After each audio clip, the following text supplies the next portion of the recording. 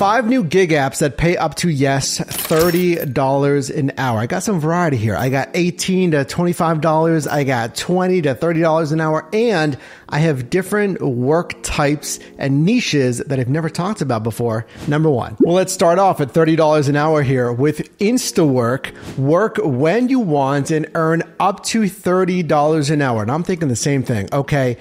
Up to $30 an hour. How frequent is that? How common is that? And of course, what am I going to do with Instawork? Well, kind of the name implies, from one-off shifts to months-long commitments, find your next opportunity on Instawork. So I'm going to pick up shift work, which is fantastic because there's a lower barrier of entry like a lot of these gig apps, but I can have scheduled, predictable pay. But the whole $30 an hour thing, right? How common is that? And thankfully, Instawork actually says up to $30 an hour, but the hourly rate depends on, of course, the market and the position type. Okay. But then they say the average hourly rate across all markets and position types in the US is still over $20. So they're in over 40 marketplaces. And kind of what surprised me, maybe most, so think of Uber with 7 million earners, so drivers and couriers. Think DoorDash, also 7 million dashers and earners. Instawork says they're, quote, the largest platform connecting businesses to hourly workers with over 6 million workers in just North America. That is in direct comparison to the size of Uber workers and DoorDash dashers. Pretty simple to qualify. You fill out a skill point like survey, basically include work history. There's some skill quizzes, professional references, and any valid certifications that you have. And then as you build a profile and references from other shifts, etc., you can actually earn this top pro status to get cash bonuses on top of select shifts. Interestingly, you can actually make money on Instawork without even working, which sounds kind of crazy. And I think this has to be pretty rare. So comment down below if you've done Instawork, but you can sign up as a backup for a shift here. Take a look at this shift posting, this example, bartender, Atlanta Zoo, and it says paid backup. So sometimes if the person that signed up for the shift for whatever reason backs out, they drop that shift, then Instawork is going to already have pre-scheduled backups in there, aka you in this case. You're going to check in with a supervisor when you get there, and you do have to be there. You can't just sit at home and then kind of call in or text a supervisor, hey, do you need me?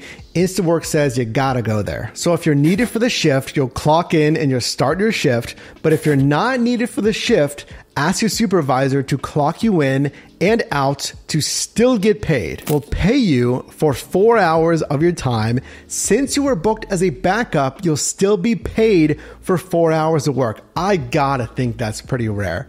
I can't imagine for whatever reason, they're going to either offer that many backup opportunities, and then B, if they do, you're probably going to be needed, I would guess like 99% of the time. But hey, if you don't get chosen, you get paid for 4 hours, and then you can basically double dip, and I'd work on another gig app and make money for the time you thought you'd be working. That's a nice option because not everyone can use a personal vehicle. If someone else, let's say in the family, needs to use a vehicle, it's a one-car household, or you just don't want to use a vehicle and the wear and tear, then you can sign up for Instawork and start working. But number two, if you do conversely want to use your personal vehicle, like a lot of these, gig apps in this side hustle economy here, then there's Fetch. Become a Fetch delivery partner and earn $18 to $25 an hour. Now, of course, like this gig economy, things vary based on the day, the time, and the marketplace, of course, but this might be a competitor to other parcel delivery. Let me show you how this works. Delivering with Fetch means you don't have to worry about where your next ride will take you or what restaurant you'll need to go into.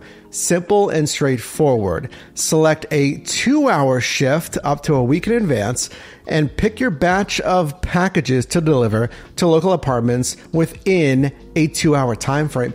Think of this.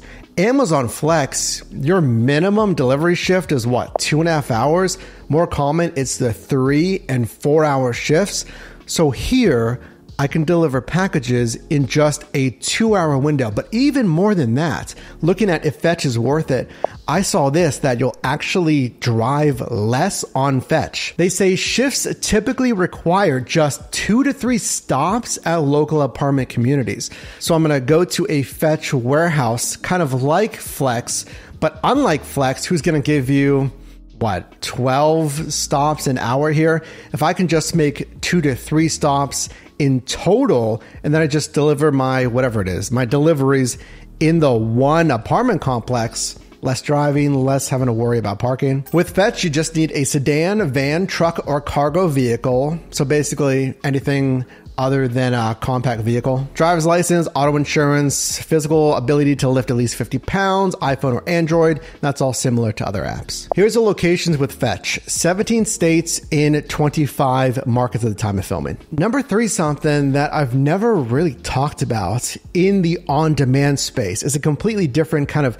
niche of that work here, but it'll reward those that have the vehicles, the equipment with another option to keep earning and have different earnings opportunities. This is Cargomatic. Trucking, yes, made a little easier. And this isn't just like 18-wheeler, like huge truck here, so pay attention. With Cargomatic, this is on-demand routed deliveries. And yes, it says here, if you have a Class 8 large vehicle license, it applies to you, but also just something like a box truck. 22,000 drivers, can't be wrong. Keep in mind that's a little bit smaller of a number of active drivers.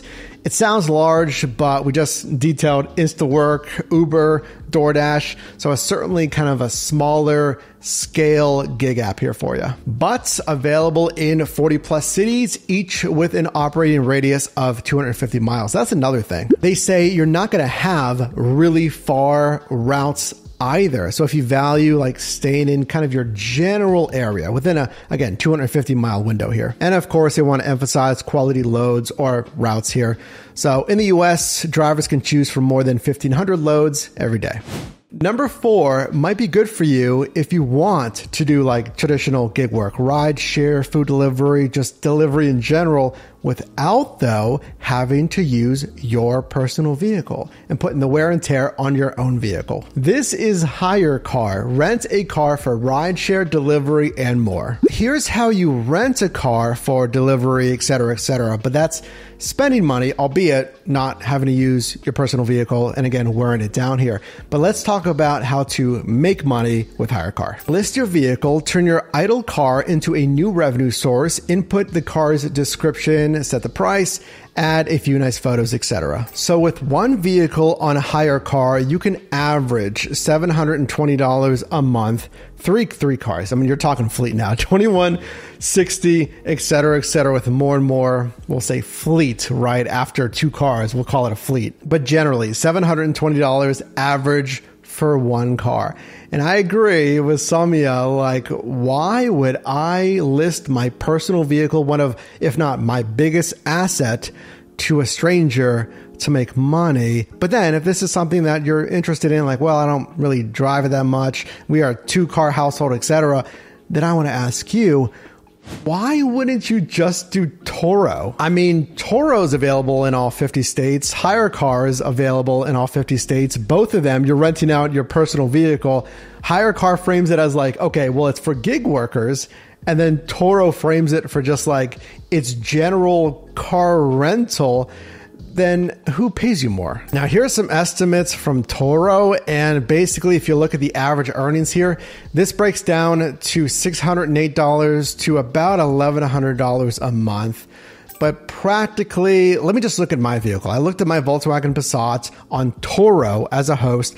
What would that average? $654 based on Turo's calculations. And of course, you better believe the liability that you're going to be thinking about lending out your personal vehicle to somebody, okay? So there's these protection plans on Hyrecar, very, very similar to Turo, in that if you take on more risk insofar as a higher, let's say, physical deductible here, a higher deductible, but then you keep more of the rental revenue. Very similar thing with the protection plan options as a Turo host. But I understand that is not for everyone, probably including myself. So number 5, this is last mile delivery service Roadie that I just started driving for. And I've talked about this for a while, but Roadie, with their average single trip of $12, available in all 50 states. And I've been seeing some decent offers, strong offers as far as the dollars to mile ratio.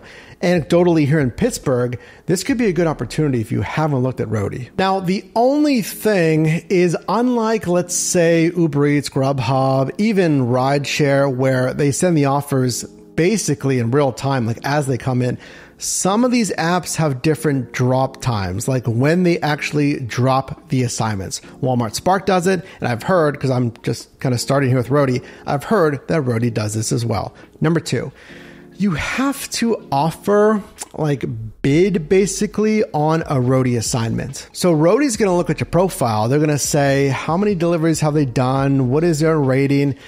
But kind of more so, what's their ability to effectively complete this delivery? So you'll get the dimensions, you'll get the estimated weight, and then they're basically going to look at your vehicle size. Is your vehicle large enough to actually take this delivery that you've bid on? Because sometimes they won't give you the assignments and they'll say, sorry, not accepted. So out of this list, I think the best opportunities are the Fetch and the Instawork. Some good opportunities there. I like Roadie as well, and I'm active on Roadie. So again, make sure to subscribe so we can see more shifts on Roadie and some of these other newer platforms as well. And let me know which one of these works best for you right now.